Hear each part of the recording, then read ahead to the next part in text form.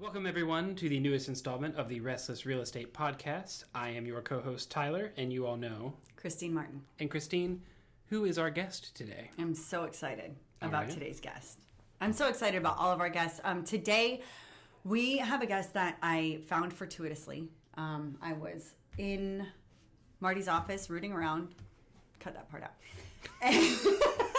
No. Kidding. And I found this book, and it's called Giftology. And I started rooting through it, and it turns out there was some information inside. And we called and connected with the person who gave her this. And I'm here to tell you that conversation just changed so much for me in just 30 minutes. And so I begged him to come be on our podcast. He's here today. Welcome, Eric Chandler. Thanks for having me. I appreciate it. Looking forward to this. We're very excited. So I recently spoke with Eric, and he agreed to be on this. And I'm going to let him tell his story because really I don't have anything to say that's going to top that. But Eric owns a company called... Cutting Edge Gifts. And he started that from scratch. We're really excited to hear everything about it and what brought him here and why he is becoming such an integral part of what we're doing here at Marti Hampton Scene. So Awesome. Yeah, so just, basically, I was born and raised in Miami, as we were just talking about, and came to Restless, North Carolina on a scholarship back in 2009. And while I was in school, I found a company called Cutco Cutlery. And I started selling knives. Because actually, my first job in college, I was working as a day laborer. I don't know if you've ever heard of able-bodied labor, but it's this place that you basically wake up, it's not guaranteed work. You wake up at 5:30 in the morning, and you sit and you wait to get them something called a ticket, and then you do the bottom of the barrel work, moving rebar. It's the stuff it's too low level for anybody else to do, so they get day laborers to do them, and you're getting paid like $7.25 for backbreaking labor. And I did that my first summer. Because believe it or not, I couldn't get a job. I was a D1 athlete. I feel like I would outwork anybody, and malls wouldn't give me a job, restaurants would give me a job, and I was like, well, I got to do something because I would stay up there to train. Got to do something to make some money. Wow. And so that's where I started, and then I got a job in a restaurant, and my twin brother, I have a twin brother named Gabe. And there's another one. Yeah. How do we know that this is actually him and not his twin brother? Ooh, good question. You don't. That's the cool thing. You don't. All right, Eric, come on in. No, so we were coming back driving one day, and he was doing door-to-door canvassing, setting up leads for a construction company. And he was like, all right, man, I'm getting ready to go back to school. I'm rusty. I got to practice. And so it's a 12-hour drive from Miami to North Carolina to Greensboro. And so for a couple hours, he's just pitching, and I'm playing the homeowner. And I just thought, I was like, man, it's crazy. He's got great communication skills. The way he can direct the conversation. I was like, I need to get into something that I'm gaining experience that's going to be beneficial for me when I'm done with school, right? Plus, I'm tired of working at a restaurant, and he's making more money than I am. And so right around that time, that's when Cutco called me and came in for an interview. I got the job. I was terrible. Right, I was kind of rough around the edges back then. I was a pretty brute wrestler. I won a national title in college wrestling, and really started to develop some skills there. I ran a branch office for them, but I was the worst one in my training class, for weeks. I was the kind of guy that was the manager was probably looking at it going, dude, when are you going to quit? Right? But the one thing I kept seeing, I swear, because I became a manager, and I was like, wow, I couldn't imagine managing myself. I wonder what that was like. But the way I looked at it was my manager was my coach for sales. And so whatever he said, I did. So I remember him coming in, and it's so funny how wrestling has played such a big role in my life growing up. Because I remember my manager would come in, he's like, all right, Eric, you're going to sit in this chair, and you're going to have to make 100 calls. And I was like, all right. And he's like, and you got to say this. Gave me a script. And I was like, all right, so you're telling me if I just sit here and just say this and call 100 people, that I'll have some appointments? And I can make some sales? And he was like, yeah, that's how it works. And I was like, all right, awesome. I was like, you mean I don't have to starve? I don't have to run? I don't have to die of thirst, right? Because that's what you do cutting weight and, the strain of wrestling. And then at the end of the phone jam, right, I'd be like, oh, I made 60 calls, right? But I got to go to practice. And he's like, all right. Because I was also wrestling in school while I was doing this. And, so those type of things kind of continue to develop. But eventually I ran a branch office for them in Burlington and got much better at selling. I ended up becoming assistant manager with them, was the number one rep in that office.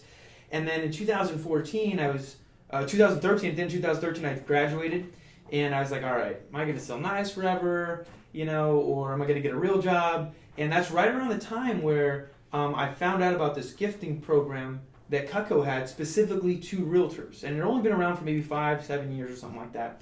Where, one of the biggest things in real estate is being remembered. Like, this is no secret. Mm-hmm. Everybody in real estate knows that the key is just staying top of mind. So when conversation comes up about you and your service, you're mentioned, right? Or you're called back and building that relationship. I guess there's a challenge for realtors, though, staying top of mind. And so where we played the part was many agents, not all, but 75% of them do give a gift after closing. And many times it's like, I'm going to give a gift card or a bottle of wine or a gift basket, which is great.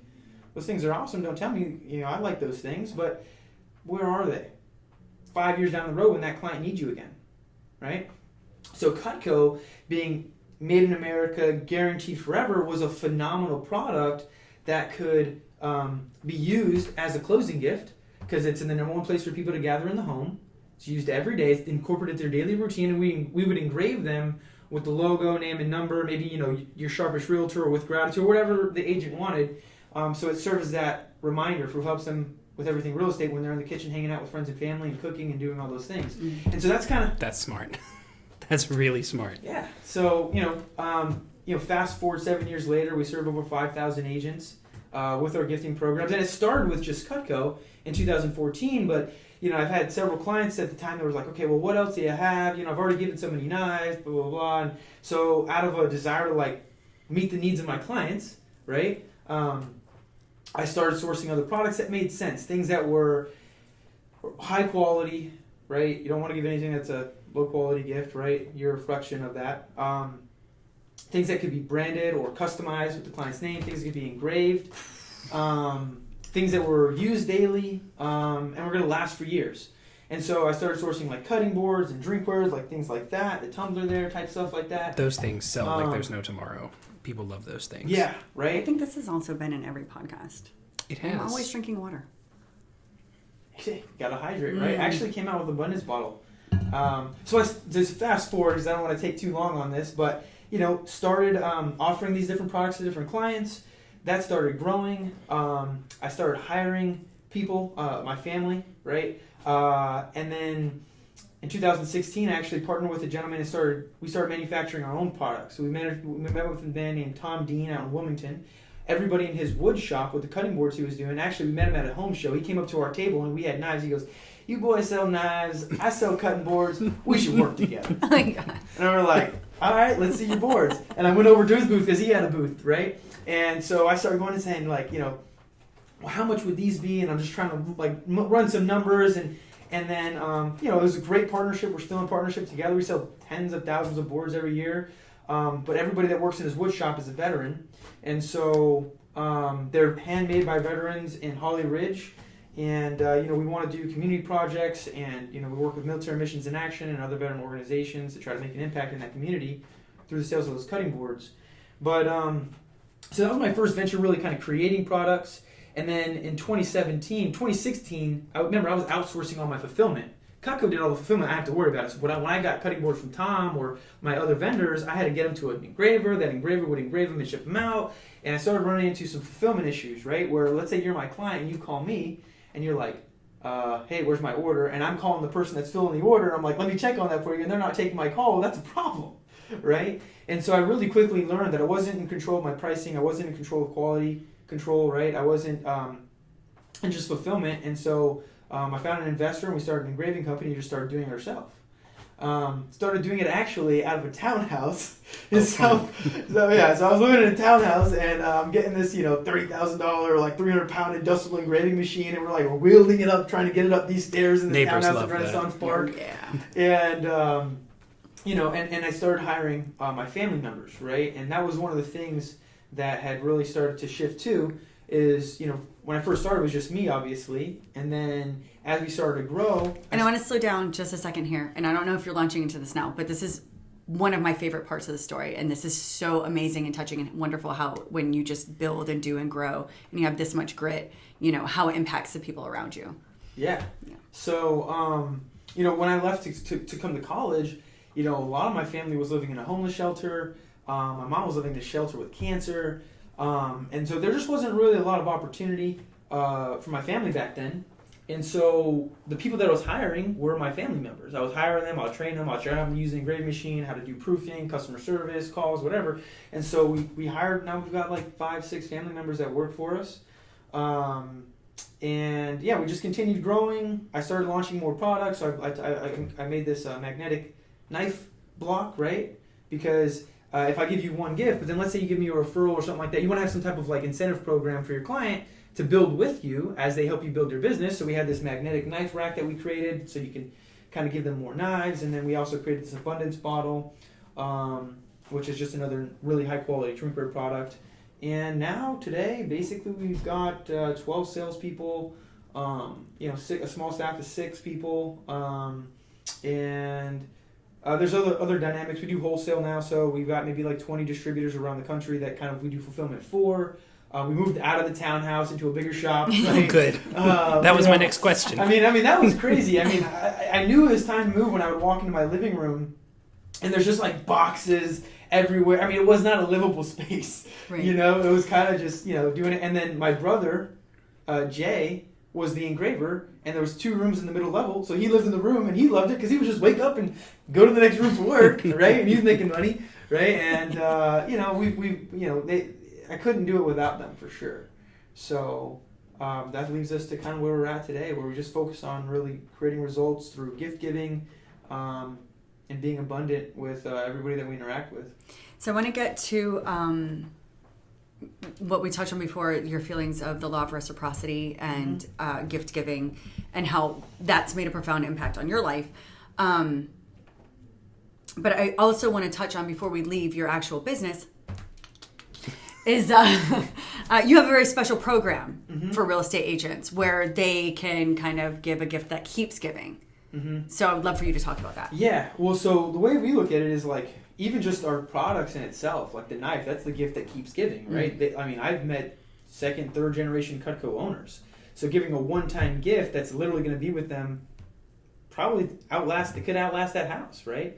It could be given down. So that is a gift that keeps on giving. But our campaign program, so back in 2017, again, out of a desire to innovate and bring more value to the marketplace, we thought, well, one gift is great, but what else can we do to help agents follow up? Now, most agents are like running around, like got this closing over here, this listing appointment, like they got so many things going on, right? And most people know they should be expressing gratitude and appreciation to their clients, but when you line up everything they're responsible for in a day, it doesn't make the top 10, and so it just doesn't get done, right?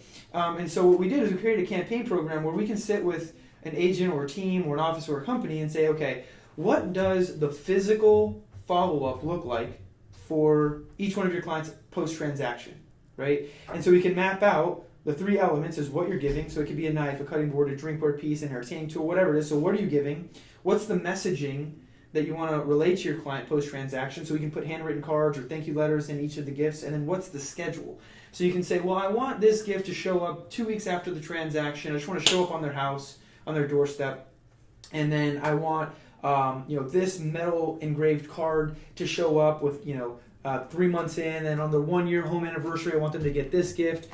And for the agent, once we map all that stuff out and do all the proofing, it's really just, all right, here's my client, their info, their address, and then we handle the rest, all the logistics, tracking. We manage the whole program for them, and it could be anywhere from something as simple as 2 touches a year, or it could be something as complex as 8 touches over 2 or 3 years. I mean, it's really, we can create whatever the client wants, but most of the time people are doing 3 to 6 touches over the course of 1 to 2 years. So innovative. I love it. I love it. So talk to us, if you would like, speak on how the law of reciprocity has impacted you in your life. And what is the law of reciprocity? Because I do not know. Yeah. So I think most people would say that the law of reciprocity would be, okay, so let's say I gave you something, like I just gave you some books. True. Right? And so naturally, we're always trying to, so it creates an imbalance in the relationship, and we naturally as humans want to create equilibrium, right? Mm-hmm. Say I go out to the bar with some friends, I buy them a drink, they're like, hey, you want to buy a drink, right? Mm-hmm. And so we're always kind of getting at this level of equilibrium. right? And so what some people would say is that I want to give a gift, right? Because I'm going to get a referral, right? That would be one way to look at reciprocity. But I think really what reciprocity is just giving abundantly all the time with no open hand, not expecting anything.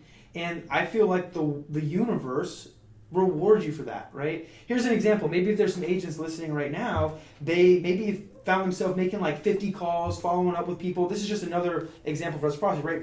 Following up with people, and then something totally unrelated happens. Not somebody they call, but maybe another client reached out and just, gave them a referral or called in with a deal, right? So, one way to look at it was be like, what's the work, the actions that you're putting in every single day?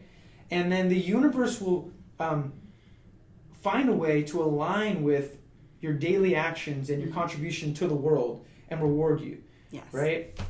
And so, that's my perspective of reciprocity, right? It's just giving everything that you have to everything that you do every day. Right. Whether it's giving gifts, whether it's giving your gift of your service, with no expectation.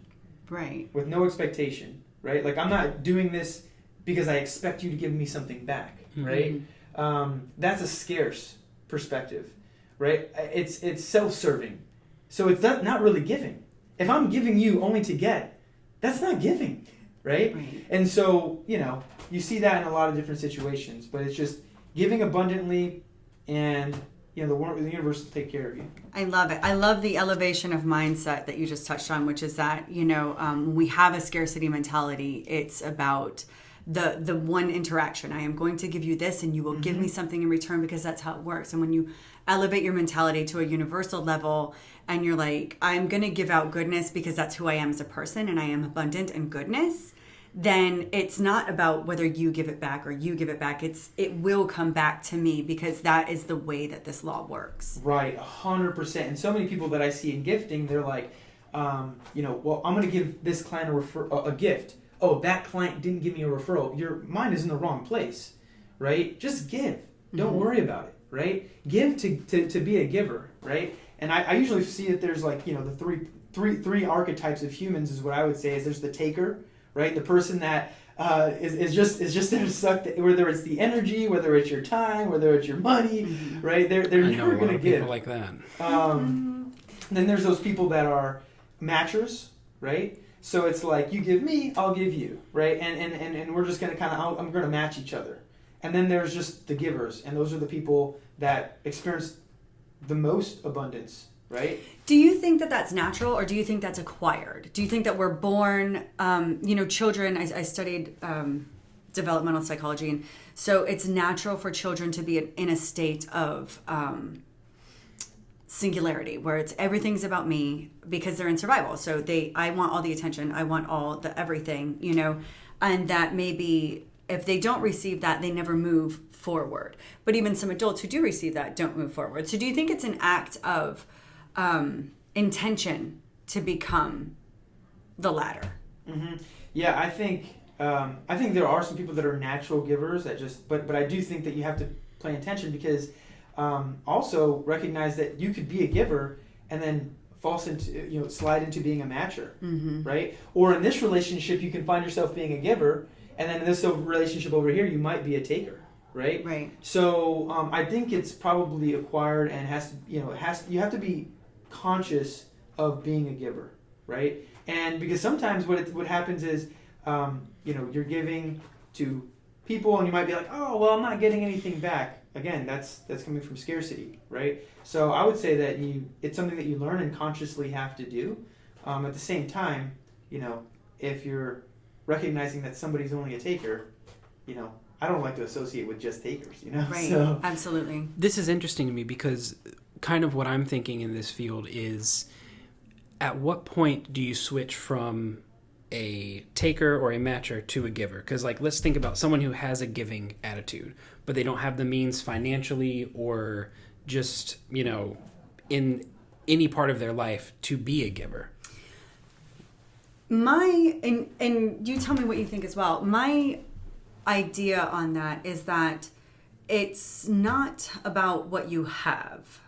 So you don't have to be financially capable to be a giver. That comes from gratitude. So if you're very thankful for the things that you have, they become things you can give, and those mostly, innately, we all as humans have talents.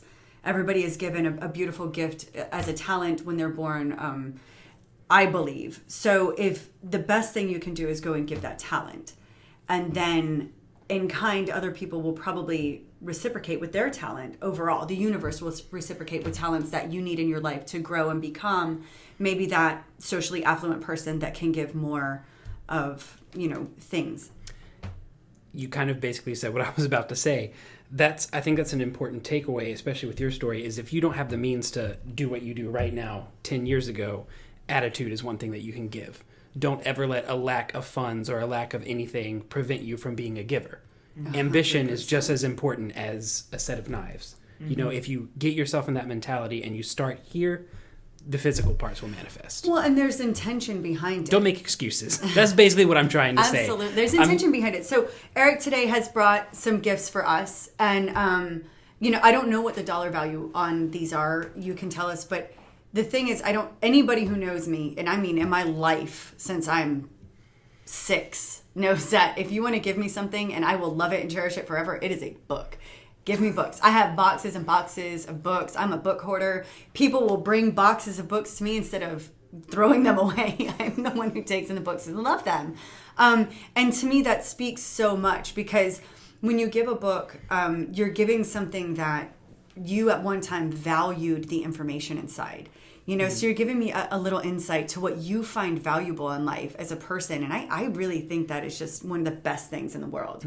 Mm-hmm. And books aren't something that are, terribly expensive, but they do take intention, So finding a book and saying, man, I really love this, and giving books out en masse. I used to give out the book Tribe by Sebastian Junger. And one of the best books I've ever read about finding people or bringing people into your life with your frequency, so that, those 5 people that you're surrounded by the most, the 5 people you spend the most time with, are really elevating you as a human, right? Mm-hmm. Yeah. Gotten very deep on this episode. I like it. We like it. But I think that speaks to more, especially kind of combining what you do and with what you said. Giving a gift just to give a gift is soulless. Like, here's a PlayStation.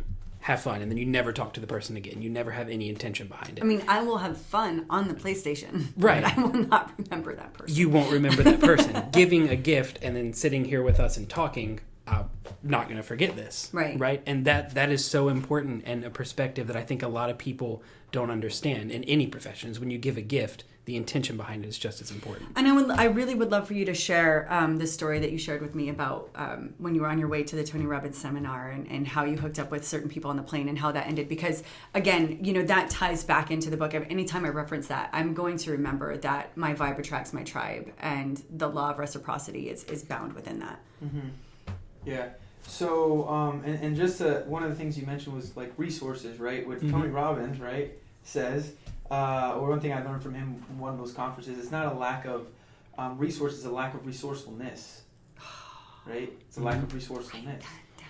Like when I first started selling Cutco, for example, I was, most people that start selling Cutco, they start with their friends and family to get some practice, and then so it gives them their initial leads, right? In real estate, maybe you're starting with your circle of influence. Well, I'm starting in a place where I know my wrestling coach, one other guy that I worked at Able Bodied Labor with, and then my unemployed neighbor, right? So I'm like starting with nobody, right?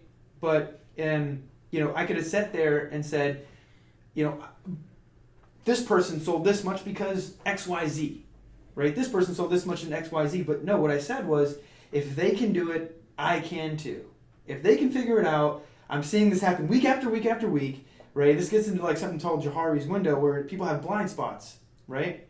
Where I can look at them and go, it's this, this, and this is why they're successful, but I don't have that, so I can't be that. Or I can't have that. Nah. When I think, a lot of people hearing this are going to think, because of your positive attitude and the way that you're telling your story, it's important to emphasize that, what you just said is you were surrounded by can't.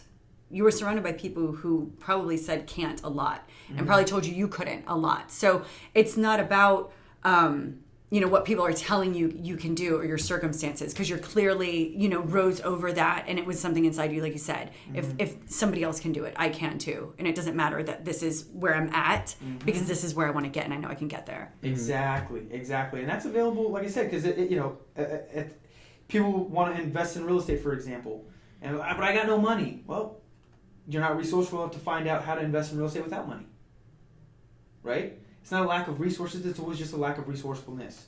You don't have money to go to school? Hey, there's libraries, right? It's 2020. We got something called Google, right? I don't have any money. I don't have enough money to pay Tony Robbins as a personal one-on-one coach, right? But he's got a podcast where I get coaching from him every day, right? Getting back to the question you had about the plane story. Yes. I was hoping we'd get back to that. I'm so excited. Yeah. So, oh my gosh, and there's so many different things. But so first off, I got invited to Tony Robbins' Business Mastery. This is back in 2017. Business Mastery, people. Business Mastery. Yeah. No big deal. Just look it up. No, it's a phenomenal conference, and it's not cheap. And I was like, I had to struggle to go because back, for me to spend $5,000 or $10,000 on a 3-day conference plus travel and food and everything, I mean, I was still, and I am young in business, but back then I was like, okay. It's a big investment, right? But I'm starting an engraving company now. That was right when I was just starting the second business, and I was like, I need to grow as a leader. I need to master business. This is what 2017 or 2017 is going to be about for me, right? Getting this off the ground and continue to thrive in both businesses. So I went and met some phenomenal people, learned a lot. Just through the people I met there, it probably tripled my network equity, right? That's something that people don't talk about. They talk about financial equity, but how about your network equity? Who's in your network? And so you're meeting in a room of 2,000 business owners doing anywhere from a couple $100,000 in business a year to $150 million, $500 million in business a year, right? And I'm in the same room with them, learning the same content as them, right? Going out for drinks with them, and so we're all becoming part of the same network. But the story starts off I was on my way back. This woman's asking me questions, and I see him over there in the corner, and he's peeping over, and we're wearing the same watch, Rolex watch, right, that I won from Cutco Sales, and I ended up getting that watch stolen, and which was more valuable for me than actually having the watch, right, because it really taught me to let go. That was when I was first starting to get into success, so I started to get a little bit of an ego, I started to get a little bit of a big head, and so for me to lose that was kind of hey Eric, just remember, life is not about things. You know what I mean? It's about the people you serve. So it's about the people that you impact. So anyway, he sees that. We start talking, and he has medical practice, and we start talking about what we do. And this is how that campaign program came to be. Because he's like, yeah, I was telling him, he's like, oh yeah, I was thinking about doing that. We got this new stem cell program, and I think that this would be a great gift for our stem cell clients. Da da da. And I was like, awesome. I was like, yeah, we can do this gift right after the closing, and then or right after they're done, and then we can send them this, a handmade. I was like, you ever got a thank you card? He's like, sure, I got a thank you card. I was like, you ever got a metal thank you card? He was like, no. I was like, if you got one, would you remember it? He was like, yeah. I was like, well, why don't we just send metal thank you cards, right? And he was like, yeah, it's a great idea, smart, And so we go through it, and then 2 days later, he signs up. At the time, it was one of my biggest gifting orders. It was $20,000 for a gift for just client gifts. And I was then I was like, all right, cool. All right, where am I going to get these metal cards? I was like, all right, how am I going to make this happen? Because I literally came up with it from that conference. Go getter. Yeah, and that's then awesome. Then what's crazy is that conference I almost didn't go to because I thought I couldn't afford it. When really, in hindsight, I could not afford not to go, right? Because look at the client I met, plus I had other people that met me in that conference, plus all the knowledge that I learned from it. And then he invited me to climb Mount Kilimanjaro, for example. Gave me the opportunity to raise $10,000 for charity for the Front Row Foundation, which helps children or people that are dealing with terminal illnesses live life in the front row. When you're sick like that, sometimes it's they take them to their favorite sporting event or concert or whatnot. And so it really gives them an opportunity to, forget about the struggles that they're going through, and live life in the front row and give them a chance for their families. Many times they're families of people that are dying. I don't know if you ever, my mom had cancer. I remember my college breaks taking her driving 60 miles to the hospital, 30 miles each way, and on my spring breaks, and going over speed bumps, and she's just sitting in the corner just like, right? And you're just kind of like, man, my mom's dying, right? And you may never see them smile again, right? So the Front Row Foundation, that's what they do, right? They help people get those experiences that they're so in the front row. It's like they totally forget what they're going through and get a chance to live that. Oh my God, we will link that below. Yes, we always try and do as many charities as we can. But Tony Robbins was like, if you're ever going to do something amazing, don't do it for yourself. Do it to give back. Do it for something. So I was like, all right, well, I'm going to do this. First time raising money, and started asking people, and we raised $10,000, and that was a huge win. Yeah. That's awesome. You okay? I need a second. We can talk about a million different things. I mean, I got so much I can talk. I've been investing a lot in personal growth and development, and love talking about this stuff. So I have two things I want to cover. Number one, why these books in particular did you bring these today? The first one is Giftology by John Ruhlin. Mm-hmm. Why this one? Well, I brought it because she had mentioned that she found this book and wanted this book, and I had a bunch of these books. There you go. Very specific about it. No, but I actually John Ruhlin, I consider him a mentor of mine. I went and trained with him. I bought up 100 of his books and started giving them out just because I think that the message in this book specifically relates to business and how to be abundant with your clients in business, right? Some people think that gifts are a waste of time or a waste of money, or why should I even give a gift, right? Like, I am the gift. It's like, I've heard a lot of people say that. So, just with the group that we serve, I just thought this would be valuable information for anybody in business, specifically real estate or any other business, really. And so that's why I brought and gave you one too. Nice. And then the next one? This one. The Mr. Thank You Project from John Israel. Yes, John Israel. John is a beast. So John Israel and I were in the same mastermind group. Shout out to Epic Impact, a.k.a. Abundant. You can look into them. Great group. Anyway, so we were part of the same mastermind group. And he was inspired to, find his North Star. Right? What's he really going to dedicate a large portion of his life to? And it was raising the level of gratitude on the planet by 1%. And one of the ways he was doing this was writing a handwritten thank you card, 5 of them, handwritten thank you cards every single day, 365, no days off for an entire year. Right? And so there's just a lot of great stories in this book, a lot of good lessons in this book. He also sells Cutco. John Ruhlin also sells Cutco, so there's a Cutco connection there as well. But yeah, so good friend of mine. I want to support him, and I really honestly support the message. I bought a bunch of his thank you cards, and now I give them out. Nice. Question number 2. I love asking people this question. How old are you right now? 30. How old were you when you started your very first business venture? Well, if you want to count Cutco sales, I was 22. Mm-hmm. So I was 22 when I first started selling Cutco, and back then it was like, it's just crazy. I would never thought that I would create what I've created so far. But 22 when I first started. Okay. Started cutting edge gifts when I was 24, 25. And then started world class engraving when I was 27. All right. What would your 30-year-old self today tell your 22-year-old self at the very first day of your Cutco job? Ooh, what would I tell myself? And you can take that question any way you want to take it. And it can be anything. There's a lot. There's a lot I can tell myself. Where do we begin? I mean, I'll give a couple of quick little what I tell myself. One is, I had just came into a mentor, so I would say, find the master, follow the model first. Find the master, follow the model, right? Who is 5 or 10 years ahead of you that you can learn from? And, they figured it out. Be humble. But the number one thing I'd probably say is, remember, it's not about what you do to serve yourself. It's about what you can do to selflessly serve others, right? Back then, coming from a place where, we were poor, broke, like in elementary school, like to give you an idea, I would sell drawings, I would sell candy. Actually, if you want to know my first business venture, I had Halloween candy in my refrigerator, and every day before going to school, I just grab a handful, put it in my pocket, put it in my desk, and the guy next to me was like,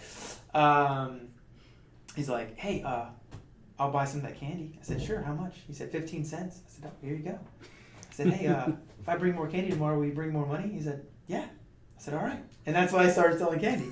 But, I think really that's how I started selling candy. I was selling drawings and Pokemon cards and all different types of stuff to try to earn money. But I say that because when I was 22, my 22-year-old self was trying to make money so that I can take care of myself, right? So I was like, I want to have a nice car. I want to have a nice house. I want to have nice things. I want to be a baller, right? And there's only so much energy and so much that you can accomplish really serving yourself. And I think that the faster I would have realized it's about serving others, I think it would have probably just shortened my learning curve a little bit. I think it's something that I learned along the way, but that's something that I would give to any 22-year-old, right? Obviously, you've got to take care of yourself, but in taking care of yourself, who are you taking care of, right? The people that I'm serving. And having a servant mindset versus a self-serving mindset goes a long way. I wanted to ask him that because people out there listening, if you are young, age is just a number. I know you hear people say that all the time, but don't think just because you're young and you think you're inexperienced that you can't achieve greatness. Well, and conversely, if you're older and you've been, doing a dead-end job your whole life and you're like, I'm too old to get started doing something, I don't think there's ever, a right or wrong time. It's all about your mentality and are you ready to take the next best step, to put your talent out into the world. Absolutely. So last question, I think, if you don't mind, where is Cutco in 5 years? Ooh. Where is Cutting Edge Gifts in 5 years? Cutting Edge Gifts. Cutting Edge Gifts is the, let's see, how would I put this? In 5 years, we are the company that revolutionized the way gift giving is done in business to create more impact for the marketplace and help businesses connect with their clients on a deeper level. I like it. Well, I think that we can do what we can to help with that. Yeah, absolutely. Definitely. Anything else you got? I'm overflowing right now, so I'm good. I'm so happy that we were able to have you, Eric, on our podcast. Thank you for having me. I appreciate it. Such an important message, and it's one that it lives inside all day. We speak on this often, but amongst ourselves, and so I'm so excited that we were able to have such a wonderful person come and help us get it out into the world. All right, if people want to contact you, what's the best way to get in contact with you? You can email me at eric@cuttingedgegift.com. That's no S at that. Cutting Edge Gift singular. Eric at Cutting Edge Gift. All right. That's probably the best way. Okay. To reach me. Yeah. Facebook and LinkedIn. I'm not really on LinkedIn. You can find me on Facebook, Eric Chandler. There we go. You can find me on Instagram. That's probably the best way, actually. Okay. I'm an Instagrammer. It's the number 2G, Eric, ERIC, 60 kg. It's T2G Eric 60 kg. And just find me, add me, message me. Love to help anybody I possibly can. All right. Awesome. Thank you so much, Eric. We really appreciate your time. Absolutely. Thanks. Thank you. And we will catch you next time on the Restless Real Estate Podcast. See you guys later.